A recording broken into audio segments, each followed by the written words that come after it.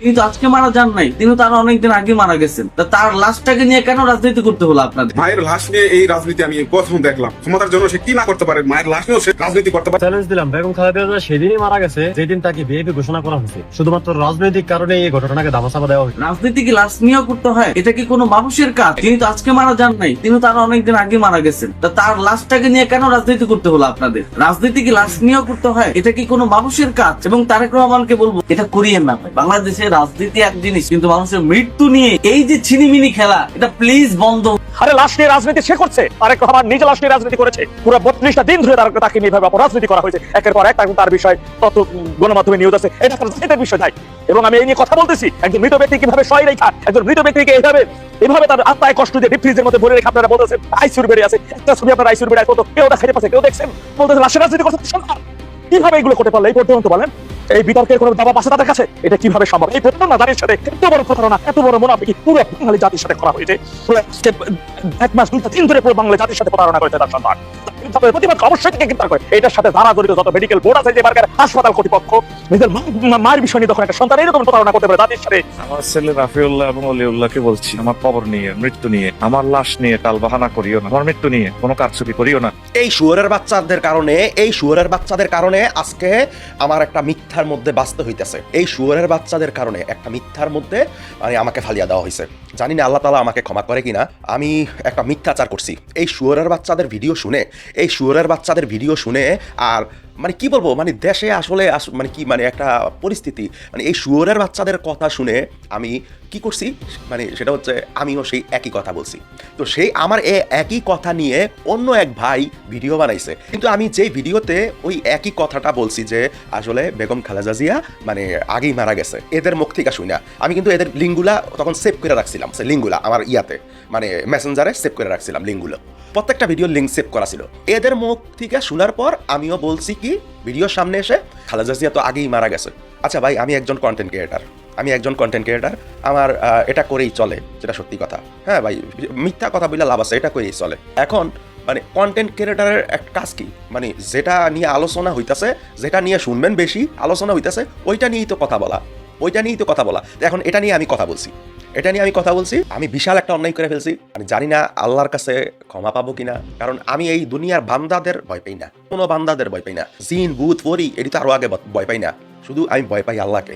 এই আল্লাহ আমাকে মাফ করে কিনা। এই ভিডিও লাস্ট পর্যায়ে মানে পুরা ভিডিওতে আমি কি বলছি, পুরা ভিডিওটা কি সে দেখাইছে তার পুরা ভিডিওতে আমি মা জননী খালেদা জিয়ার জন্য সবাই দোয়া করবেন, দেশবাসী, কান্না করছি লাস্টে। তারপরে আপনারা মনে হয় ভিডিওটা দেখছেন, যদিও এখন আর ওই ভিডিওগুলো আমার পেজে নাই, কারণ আমি গতকালকে রাগে মানে দুঃখে মানে ভিডিওগুলো ডিলিট করে ফেলছি। কোন রাগে দুঃখে জানেন? একজন মিথ্যাচার ছড়াইছে যে আমি নাকি মানে বিএনপির বিরুদ্ধে কথা বলাতে মানে আমার বাসায় কেউ হামলা করতেছে, কিন্তু এটা একেবারেই মিথ্যা কথা। এটা আমি আজকে জানতে পারলাম, আমার এরকম কোনো সমস্যা নাই। তারপর আমি এটা নিয়ে একটু আসলে ঘাটাঘাটি করি যে আসলেই কি খালেদা জিয়া মারা গেছে আগে নাকি পরে। আজকে পুরো বাংলাদেশকে আপনি যদি একজন ইমানদার ব্যক্তি হয়ে থাকেন, তাহলে আমি বলবো পুরো বাংলাদেশের কাছে তুলে ধরেন। যাই হোক, বেগম খালেদা জিয়া কিন্তু 30 তারিখই মারা গেছে। আমরা সবাই একটা ভুল নিউজ ছড়াইছি, আর আমিও সেই গুনাহটা করছি, একই গুনাহটা। আমি জানি না আল্লাহ তাআলা মাফ করে কিনা, এই গুনার কাজটা করছি আমি। আমার এই কন্টেন্ট ক্রিয়েটার হিসাবে আজকে প্রায় 2015 সাল থেকে আপনারা দেখতেছেন এই পেজে আমি ভিডিও করি, যদিও সব ভিডিও প্রায় গতকালকে রাতে আমি অসংখ্য ভিডিও, হাজার ভিডিও ডিলিট করে ফেলছি, যেগুলো আমি সারা জীবন 2015 সাল থেকে মানে বিএনপির পক্ষে কথা বলছি, মানে কথা বলে গেছি। এখনও মনে হয় একেবারে নিচে গেলে কয়েকটা ভিডিও পাবেন, যে আমি কয়েকটা না অনেকগুলোই পাবেন, যে আমি 2015 সালে এই পেজ খুলছি। যদি বিশ্বাস না হয় একেবারে নিচে যাবেন। হ্যাঁ, আমি মিডিয়াতে কাজ করি, আমি 2 বাংলার অভিনেতা, সেটা ঠিক আছে ভাই, আমার মিডিয়ার কাজ আপনার দেখতে হবে না, আমার পেজের আমি হিরো, আমি সেটা দেখতে হবে না। আপনারা শুধু যে আমি কথা বলছি, একটু পেজটা গাইটা দেখবেন যে আমি 2015 সালে আওয়ামী লীগের বিরুদ্ধে, আওয়ামী লীগ সরকার ক্ষমতায় থাকা সত্ত্বে, ঠিক আছে, স্বৈরাচার আওয়ামী লীগের বিরুদ্ধে কথা বলতেছিলাম, যে এমনও কথা বলছি, নিচে কয়েকটা ভিডিওতে দেখবেন। যখন মা জননী খালেদা জিয়াকে সে গ্রেপ্তার করে তিলে তিলে মারে শেখ হাসিনা, তখন তীব্র প্রতিবাদ জানাইছিলাম, আর এই যে কুত্তার বাচ্চারা এই নিউজগুলা তোরা করছস, তোদের কারণে আমার এই গুনার ভাগিদার হইতে হয়েছে। আমি জানি না ভাই ব্রাদার, আমি আসলে যদিও আমরা মুসলমান, আমরা নামাজ পড়ি, কিন্তু আমরা অনেকেই হাদিস সম্বন্ধে জানি না। তো যদি কোনো হাদিস সম্বন্ধে কোনো লোক জেনে থাকেন, তাহলে প্লিজ আমাকে একটু কমেন্ট করে জানাবেন যে এটাতে কি আমার গুনাহ হবে। আমি তো এদের কাছ থেকে শুনেই এই কথাটা বলছি, ঠিক আছে। তো যাই হোক, এখন কথা হইছে যেই ভাই আমার এই কটুক ভিডিও দেখাইছে, আমার এই কটুক ভিডিও কাইটা দেখাইছে, কিন্তু ওই ভিডিও লাস্টে আমি কি বলছিলাম, ভিডিও লাস্টে বলছিলাম যে এই বাংলাদেশে এখন বর্তমানে বিএনপি সরকার ক্ষমতায় আসা দরকার, কারণ পশ্চিমা দেশগুলোতে মুসলিম কোনো রাষ্ট্রনায়ক আছে এরকম, মানে মুসলিমদেরকে মানে পশ্চিমারা জঙ্গলি ট্যাগ, জঙ্গলি এটা সেটা বলবেই ভাই, ঠিক আছে, এটা বলে লাভ নাই। এই জন্য আমি ওই ভিডিওতে লাস্টে বলছিলাম যে প্লিজ জামাতের ভাইয়েরা দয়া করে আপনারা ধরে এর পরের বার আসেন, এইবার অন্তত বিএনপিকে আসার মানে সুযোগ করে দেন, বিএনপি আসা দরকার, বিএনপি ক্ষমতায় আসা দরকার দেশের উন্নতির কারণে। এই ভিডিও লাস্টের কথা ছিল এটা। তারপর আমি বিদায় নিয়েছিলাম। মানে পুরো ভিডিওটা ছিল প্রায় 12 মিনিটের। ভিডিওটা মিলিয়ন ভিউ হয়েছিল, মিলিয়ন। কিন্তু অথচ এই কটুকাইটা এই শালায় আমার এলাকায় ঝামেলা লাগিয়ে দিছে, আমার এলাকার মানুষরা আমার নামে বদনাম বলতেছে। তো যাই হোক, এবার আপনাদেরকে প্রমাণ করার পালা যে আসলে খালেদা জিয়া কবে মারা গেছে। 30 তারিখে মারা গেছে, এখন আপনারা প্রমাণ হবেন। তবে এখন আমি যার ভিডিওটা দেখাবো, সেই ভিডিওটা দেখানোর পরেও কিন্তু আমি আরো অনেক কিছু দেখাবো, অনেক কিছু বলবো, অনেক কিছু জানাবো। তো চলুন আগে একজন ডাক্তারের কথা শুনি। একজন ডাক্তারের কথা তো আর আপনারা মানে একজন সায়েন্সের জ্ঞানী লোকের কথা তো, যে কিনা সায়েন্স নিয়ে বুঝে, সেই লোকের কথা তো আপনারা অবিশ্বাস করবেন না। সায়েন্সের এক ইন্টেলিজেন্ট এই জিনিসটাকে ব্যাখ্যা করে শিক্ষিত ভাষায় বুঝিয়ে দিছে যে বেগম খালেদা জিয়া কবে মারা গেছে। কিন্তু উনি খোদার কসম ভিডিওতে মানে খালেদা জিয়ার নাম নেয় নাই, ঠিক আছে। তো চলুন সেই ভিডিওটা আমরা দেখি, তারপর আমি আরো অনেক কিছু দেখাবো, ভিডিওটা পুরো দেখবেন। আসসালামু আলাইকুম। একটা মানুষ জীবিত না মৃত, এটা একটা পয়েন্ট দিয়ে আমরা পার্থক্য করি। যে পয়েন্টটা কি, সেটা হচ্ছে যে হার্ট রেট, হৃৎপিণ্ডটা সেটা ঠিকভাবে চলতেছে নাকি বন্ধ হয়ে গেছে। ধরো যাক হঠাৎ করে হৃৎপিণ্ড বন্ধ হয়েছে, হৃৎপিণ্ড বন্ধ হয়ে গেলে তখন আমরা কি করি, বুকের মধ্যে চাপ দিই। ওই যে একবার হচ্ছে তামিম ইকবালের বন্ধ হয়ে গেছিল না, তারপরে হচ্ছে মাঠের মধ্যে তাকে সিপিআর দিলাম আমরা, দেওয়ার পরে দেখা গেছে কয়েক মিনিটের মধ্যে আল্লাহর মধ্যে তার হার্ট আবার চালু হয়ে গেল, হাসপাতালে ভর্তি হলো, ট্রিটমেন্ট নিয়ে একসময় সুস্থ হয়ে গেল। এখন একটা লোকের হার্টবিট বন্ধ হয়ে গেছে, তারপরে তাকে আমি সিপিআর দিলাম, চেষ্টা করলাম, বাঁচলো না, তাহলে লোকটা মরে গেছে। এখন যদি এরকম হয়, ধরা যাক একজনের হার্ট খুব দুর্বল, তার মানে ঠিকভাবে কাজ করতে পারছে না এবং পরিবেশ থেকে ঠিকভাবে অক্সিজেন সে টানতে পারছে না, তখন আমরা ওই লোকটার যদি আবার ওই সময় অচেতন হয়ে থাকে, তার মানে ধরা যাক যে সে ওই সময় হচ্ছে জ্ঞান নাই, তখন আমরা একটা স্কোর করি। তার স্কোরটা কীরকম, জিসিএস বলে একটা স্কোর আছে, জিসিএস, গ্লাসকো কোমা স্কেল। এই স্কেলে 3টা জিনিস দেখে। ওই যে ভোট করার জন্য ইভিএম মেশিন থাকে না, ওরকম ইভিএম এর মতো মনে রাখতে পারি আমরা। ইতে হচ্ছে আই, চোখের অবস্থাটা কি, তার মানে বললাম যে চোখ খুলতে পারছে, কিংবা এমনিতেই চোখ খোলা আছে বন্ধ আছে, উনি ইচ্ছা মতো কন্ট্রোল করতে পারছে। এরপরে হচ্ছে যে আমরা ওনাকে একটা কমান্ড দিলাম যে দেখেন তো আপনি হচ্ছে যে নামটা একটু আপনার বলেন তো, আজকে কী বার বলেন তো, এখন দেশে করেছে, বিভিন্ন প্রশ্নের উনি উত্তর দিতে পারছে, ঠিক আছে, ভেরিফাই। আরেকটা হচ্ছে যে মোটর রেসপন্স, মানেটা কি, মানে হচ্ছে যে একটা লোক ঠিকভাবে তার শরীরের হাত পা অন্য জিনিসগুলো সে কন্ট্রোল করতে পারছে কিনা। এই 3টার উপর ভিত্তি করে সবচেয়ে ভালো অবস্থা হচ্ছে 15। আর যদি ধরা যাচ্ছে 3টাই কোনোটাতে কোনো রকম মুভমেন্ট নাই, কোনো রকমের কথার রেসপন্স করতে পারছে না, চোখ জোর করেও সে ব্যথা দিলেও খুলতে পারছে না, তখন এক করে সর্বনিম্ন 3 হইতে পারে। এবং 15 মানে হচ্ছে যে মোটামুটি খুব বলা যেতে পারে যে ভালো অবস্থায় মোটামুটি আছে, তুলনামূলক যে ঠিক হয়ে যাবে। আর 3 মানে তো একবারে 0 বলে কিছু নেই, প্রত্যেকটাতে এক করে সর্বনিম্ন মানে 3। আর যদি এটা 8-এর বেশি হয়, 8-এর কম হয়, তখন আমরা বলি কি যে ওই লোকটাকে লাইফ সাপোর্টে দিতে হবে। কেন? কারণ আমাদের যে ফুসফুস বলে যে জিনিসটা আছে, এই ফুসফুস কিন্তু শরীরের খুব জটিল কাজগুলো করে, যেমন অক্সিজেন ঠিকভাবে নেওয়া, কার্বন ডাইঅক্সাইড বের করা, তার সাথে হচ্ছে যে বলা যেতে পারে ওই যে আমরা যে আমাদের যে ওটাকে বলবো যে কিডনির যে কাজগুলো আছে সেটার সাথে তার একটা কোরিলেশন আছে, সম্পর্ক আছে। তো এই কাজগুলো যখন একজনের শরীর ঠিকভাবে করতে পারে না, তখন আমরা আলাদা করে কি করি, বলি যে ভেন্টিলেশনে দেন। ভেন্টিলেশন, এই যে কোভিডের সময় অনেকে আমরা বলছিলাম না ভেন্টিলেশনে দেওয়া, তো অনেকে মনে করতেছে ভেন্টিলেশনে দিচ্ছে, এটা কীভাবে রোগ মরেছে না, ওই লোকটার ফুসফুস ঠিকভাবে কাজ করছে না। এবং তখন হয় কি, ফুসফুস কিন্তু রোগ প্রতিরোধ সিস্টেমে একটা কাজ করে গুরুত্বপূর্ণ, এবং শরীরের সব অংশ যদি ভালোভাবে কাজ না করে, তখন ভেন্টিলেশনে দেওয়ার পরে আমরা একটা শরীরকে বেঁচে রাখার জন্য যেই বৈশিষ্ট্যগুলো মেনটেন করতে হয়, চেষ্টা করি কৃত্রিমভাবে ওই জিনিসগুলো মেনটেন করা। কীরকম হতে পারে, কিডনি যে কাজটা করে সেটা ডায়ালিসিসের মধ্যে আমরা করতে পারি। এরপরে যে হচ্ছে যে তার দেখা গেল যে শরীরের মধ্যে বিভিন্ন ইলেকট্রোলাইট থাকে, সোডিয়াম, পটাশিয়াম, হ্যাঁ, তারপরে এটাকে এগুলার যে পার্সেন্টেজ আছে এইটা যাতে ঠিকভাবে মেনটেন করা যায়। এরপরে যেটা হতে পারে সেটা হচ্ছে হার্ট যদি একটু দুর্বল থাকে, সেটাকে পাম্পিং পাওয়ারটা একটু বাড়ানো যায়। এই সবগুলো কাজ আমরা করতে পারি।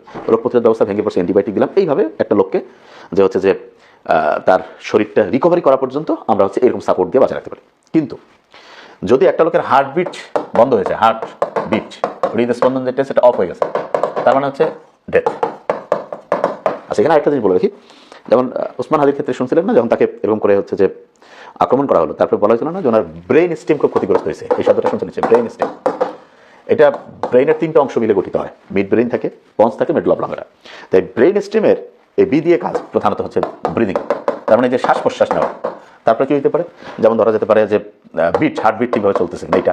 তারপরে যেটা আমরা করতে পারি সেটা হচ্ছে যে ব্লাড প্রেশার ঠিকভাবে মেনটেন হচ্ছে কিনা, এই কাজগুলো কিন্তু ব্রেন স্টেমের সাথে সম্পর্কিত। কারণ যদি ব্রেন স্টেম ঠিকভাবে কাজ না করে তখন এই জায়গাগুলো প্রবলেম হবে, এবং এই জায়গাগুলো প্রবলেম হয়েছে তার মানে কি হার্ট কিন্তু তখনও চালু আছে কিন্তু তার শক্তি কম, শ্বাস প্রশ্বাসের সে হয়তো সমস্যা আছে, তারপর ব্লাড প্রেশার ঠিকভাবে মেনটেন হচ্ছে। এই কাজগুলো আমরা কি দিয়ে করি, ভেন্টিলেশনে দিয়ে কৃত্রিমভাবে তাকে মেনটেন করি। কিন্তু ওই লোকটা মৃত না, এটা যদি মরে যায় তখন আপনি ভেন্টিলেশনে রাখতে পারবেন না। মরে গেছে মানেটা কি, তার মানে হচ্ছে তার হার্টের যে স্পন্দন সেটা আর কাজ করছে না। সেটা মৃত লোককে কখনোই আমরা হচ্ছে যে ওই চিন্তাটা এটা তো কেমন করে হতে পারে, মৃত একজন মানে কি তার হার্টবিট অফ হয়ে গেছে, তারপরে তাকে আবার ভেন্টিলেশন কি কারণে, প্রশ্নই আসে না। এখানে হচ্ছে যে তার হার্ট যতক্ষণ চালু ছিল সেই অবস্থায় হার্টের শক্তিকে ম্যানেজ করা, প্রেশার মেনটেন করা, শ্বাস প্রশ্বাস ঠিকভাবে যাতে হচ্ছে যে কৃত্রিমভাবে হচ্ছে মেনটেন করে মানুষটাকে হচ্ছে যে কিছুদিন সুযোগ দেওয়া যায়, যদি তার শরীর ক্রমাগত রিপেয়ার করার চেষ্টা করে যদি আল্লাহর রহমতে সুস্থ হয়ে যায় তখন তো একসময় ভেন্টিলেশন থেকে বাইরে এটা আমরা সরাই নেওয়ার পরে দেখা গেলো তার নিজের শরীরই কাজ করছে।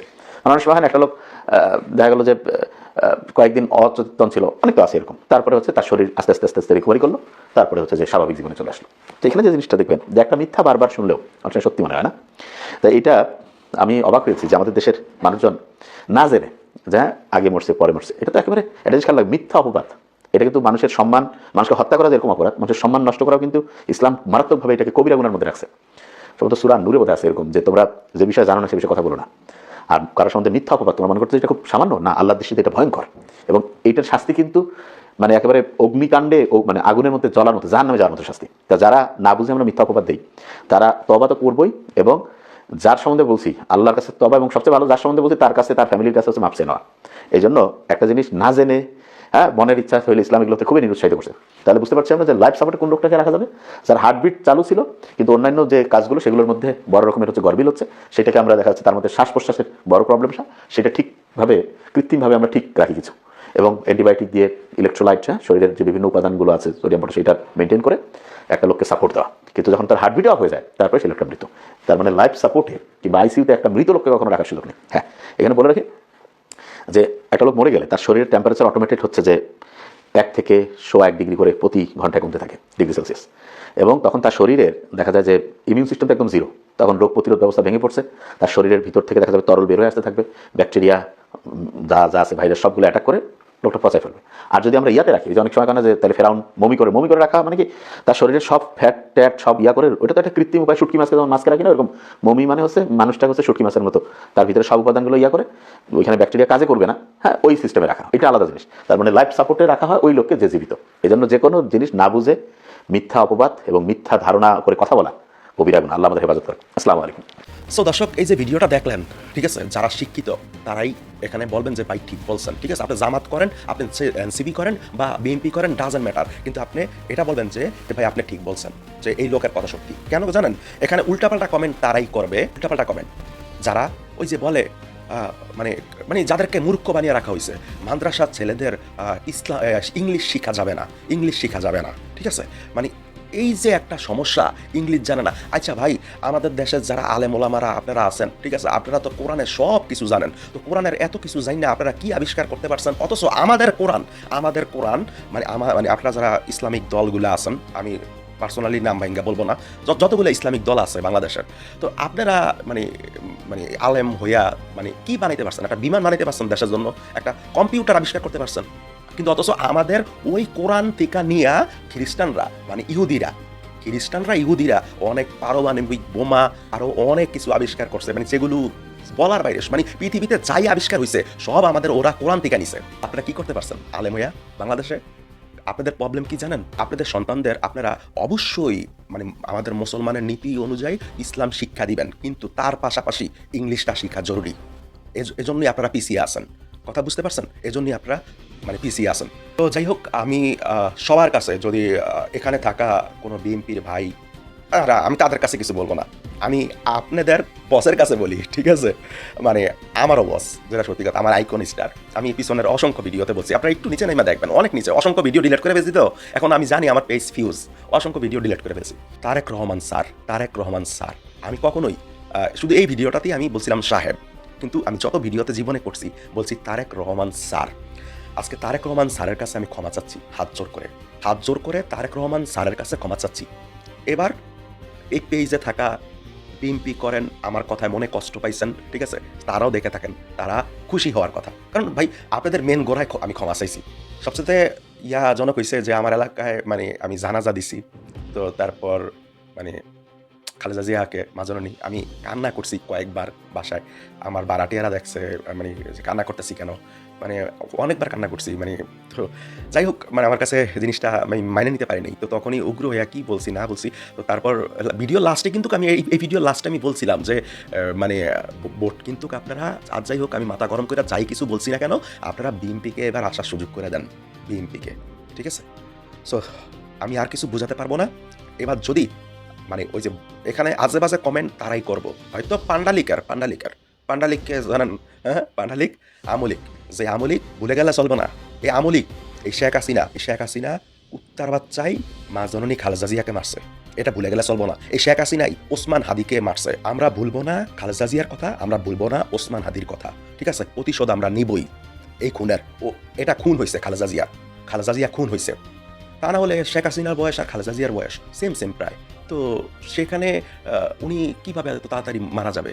হ্যাঁ, এখন আপনারা বলতে পারেন কিছু ইসলামিক লোক আল্লাহ ডাক দিছে এজন্য চইলা গেছে। হ্যাঁ, আল্লাহ ডাক দিছে চইলা গেছে, আল্লাহ আপনারা নাক দিছে, চোখ দিছে, মুখ দিছে। এখন আপনি বললেন আল্লাহর কাছে যে আল্লাহ আমার তো নাক দিছেন, মুখ দিছেন, চোখ দিছেন, আমি তাহলে কোনো কাম কাজ করবো না, আমি সারাদিন কম্বলের নিচে শুয়া মানে বলুন যে আল্লাহ আমার খাওন দে, আল্লাহ খাওন দিয়া যাইব। হ্যাঁ, তাহলে আমরা আল্লাহ হাত দিছে কেন, চোখ দিছে কেন? তো এটা খুন, খালেদা জিয়ার এটা খুন, ঠিক আছে। এই বিচার করতে হবে এই দেশে তারেক রহমান স্যারের, মা জননী খালেদা জিয়ার এবং ওসমান হাদির, আমরা এই দুজনকে ভুলবো না। সো আল্লাহ হাফেজ।